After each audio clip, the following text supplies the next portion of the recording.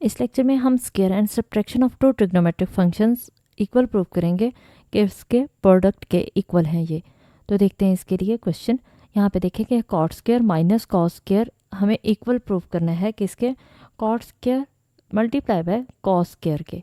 तो ये यहाँ पे हमारे पास प्रोडक्ट के इक्वल ही हमें प्रूव करना है, यानी सब्ट्रैक्शंस है, स्क्वायर्स में भी हैं और सब्ट्रैक्शन है, और यहाँ पे देखें कि ये प्रोडक्ट के इक्वल हमने प्रूव करना है। देखते हैं इसके लिए आंसर। इसका सोल्यूशन क्या होगा? सोल्यूशन में हम लेफ्ट हैंड साइड ले लेते हैं। अब लेफ्ट हैंड साइड को हमें प्रूव करना है राइट हैंड साइड के इक्वल। तो इसके लिए हम आइडेंटिटीज जानते हैं। कॉट स्क्वायर थीटा किसके इक्वल होता है? कॉट स्क्वायर थीटा इक्वल होता है cos square theta over sine square theta. Actual में कॉट की वैल्यू क्या होती है? कॉट थीटा इक्वल होता है cos theta over sine theta. तो क्योंकि इसका स्क्वायर आ रहा है ऊपर, ये स्क्वायर है कॉट के ऊपर, तो इसलिए कॉस का भी स्क्वायर हो जाएगा और साइन का भी स्क्वायर हो जाएगा। तो हमने लिख दिया cos square over sine square theta minus cos square over, हम डिनोमिनेटर में इसके 1 लगा देते हैं, इससे फ़र्क नहीं पड़ता। और ये 1 हम क्यों ले रहे हैं? क्योंकि हमें एलसीएम चाहिए, क्योंकि यहाँ पे मिड में साइन माइनस आ रहा है और फ्रैक्शन है। जब भी फ्रैक्शन हो और मिड में साइन माइनस का हो तो हम एलसीएम लेते हैं, इसको एलसीएम से सॉल्व करते हैं। अब हम इसका एलसीएम लेंगे तो एलसीएम क्या आएगा? क्योंकि ये तो 1 है और ये साइन स्क्वायर थीटा है, तो 1 से कोई फ़र्क नहीं पड़ता, इसलिए साइन स्क्वायर थीटा इसका एलसीएम आ जाएगा। अब ये देखें कि डिनोमिनेटर और अगर एलसीएम सेम आ जाए तो न्यूमिनेटर भी एज इट इज़ आ जाता है, यानी ये साइन स्क्वायर थीटा था, एलसीएम भी साइन स्क्वायर थीटा था, तो कॉस स्क्वायर थीटा भी उसी तरह से ही आ गया। अब यहाँ पे 1 आ रहा है, तो डिनोमिनेटर में अगर कुछ ना हो तो 1 होता है, और 1 क्योंकि अगर 1 हो तो फिर ये एलसीएम जो होता है, यानी जो भी एलसीएम आएगा वो ऊपर न्यूमिनेटर से मल्टीप्लाई हो जाता है। तो इसका मतलब कॉस स्क्वायर थीटा हमारे पास न्यूमिनेटर है, तो इसलिए साइन स्क्वायर थीटा इससे मल्टीप्लाई हो गया, तो हमने लिख दिया sign square theta cos square theta.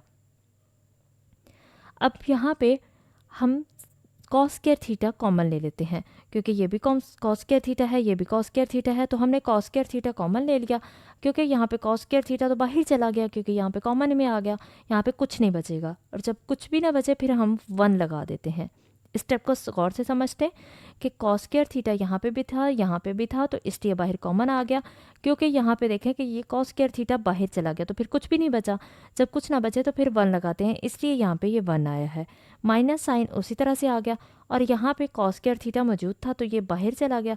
इसके साथ क्या क्या बचा? साइन स्क्वायर थीटा, तो साइन स्क्वायर थीटा यहाँ पे ब्रैकेट में आ गया। तो यहाँ पे क्या हो जाएगा कि cos square over sine square, हमारे पास क्या आ जाएगा? Cos square over sine square cot बन जाएगा। इसको हमने पहले लिख दिया है कि cos square theta over sine square theta, और ब्रैकेट हमारे पास क्या आ जाएगी? Bracket 1 minus sine square theta है। 1 माइनस साइन स्क्वायर किसके इक्वल होता है? कॉस स्क्वायर के इक्वल होता है। हमने पीछे ये प्रॉपर्टी पढ़ी थी कि cos square theta plus sign square theta equal होता है 1 के। अब क्योंकि हमें 1 माइनस साइन स्क्वायर थीटा चाहिए, तो 1 माइनस हम क्या करेंगे? ये कॉस स्क्वायर थीटा इसी साइड पे रह जाएगा, साइन स्क्वायर दूसरी साइड पे जाके क्या हो जाएगा? माइनस हो जाएगा। 1 माइनस साइन स्क्वायर थीटा, तो यहाँ से हमने इसकी भी वैल्यू ली है कि 1 माइनस साइन स्क्वायर थीटा किसके इक्वल होगा? कॉस स्क्वायर थीटा के। अब आपको इस स्टेप की समझ आ गई होगी। तो यहाँ पे देखें कि ये cos square over sine square है, तो cos square over sine square क्या होता है? कॉट स्क्वायर होता है, तो इसलिए इसकी जगह हमने लिख दिया कॉट स्क्वायर। तो कॉट स्क्वायर थीटा आ गया और कॉस स्क्वायर थीटा उसी तरह से आ गया। अब चेक करें क्या ये यही राइट हैंड साइड है? यस, यही तो राइट हैंड साइड है, यही हमें प्रूव करनी थी। इसका मतलब हमने आइडेंटिटी को प्रूव कर दिया। और यहाँ पे अगर डोमेन की बात करें तो डोमेन ऑफ थीटा क्या होगी? तो डोमेन हमारे पास पूरी रियल लाइन होगी, लेकिन थीटा मल्टीपल नहीं होना चाहिए पाई का। वो क्यों? क्योंकि यहाँ पे कॉट आ रहा है, और कॉट पाई फंक्शन पे अगर 2 पाई हो जाता है तो ये हमारे पास क्या आ जाता है? अनडिफाइंड, यानी मल्टीपल ऑफ पाई नहीं होना चाहिए, क्योंकि यहाँ पे कॉट फंक्शन इन्वॉल्व है, और कॉट फंक्शन पाई का मल्टीपल पे क्या दे देता है? ये अनडिफाइंड दे देता है फंक्शन को, इसलिए यहाँ पे theta not equal to n pi हमने लिखा। तो ये हमारे पास इसका सोल्यूशन था।